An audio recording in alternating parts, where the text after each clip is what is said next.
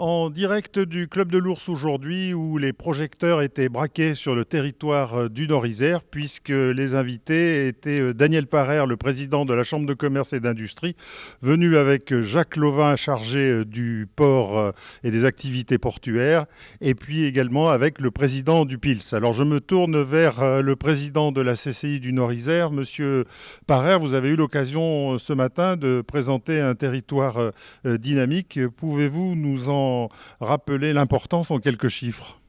Eh bien, c'est pratiquement 500 000 habitants, c'est 22 000 entreprises. C'est surtout un territoire qui a encore des possibilités de développement, puisqu'on a des zones comme Inspira, du développement sur Saint-Exupéry, aussi sur le territoire de l'Acapie. Aujourd'hui, le vrai problème, c'est de trouver les ressources en bras pour alimenter les gens qui s'installent et qui créent de l'emploi et de la richesse. Et la chance de ce territoire, c'est qu'on est sur un territoire où les forces en présence s'ajoutent et travaillent fort bien ensemble, ce qui permet d'avancer assez vite au niveau du développement.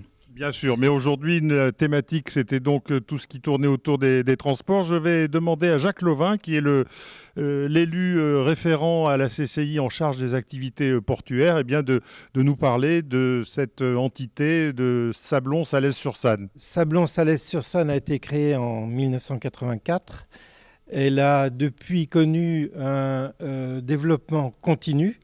Et aujourd'hui, en fait, on peut juste citer les 3 dernières grandes étapes. 2013, ouverture d'une ligne ferroviaire pour transporter des containers sur la Bretagne, une ligne hebdomadaire.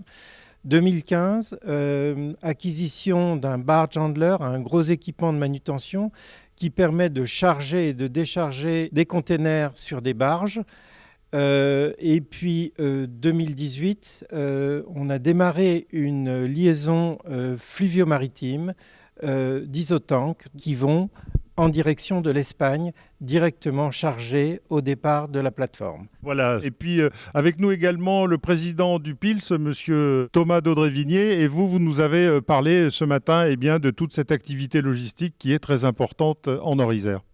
Oui, tout à fait. L'activité logistique représente 25% sur le territoire de l'Acapie.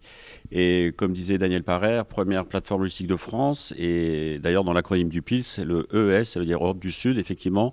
On se tourne vers toute cette vallée du Rhône jusqu'au port de Marseille, dont on se sert aussi du Rhône pour remonter des containers sur la zone. La richesse du territoire fait que les entreprises arrivent quand même à évoluer. Et on est la réserve de la métropole de Lyon. Et on tend à se développer malgré les tensions sur les territoires, sur les mètres carrés disponibles. Voilà, et bien ce qu'on pouvait dire à propos du Nord-Isère et de cette réunion du Club de l'Ours. Donc merci à tous les représentants de ce territoire d'avoir été présents ce matin. Et nous vous disons à très vite pour un nouveau rendez-vous du club, toujours en direct ici du quartier général Frères à Lyon.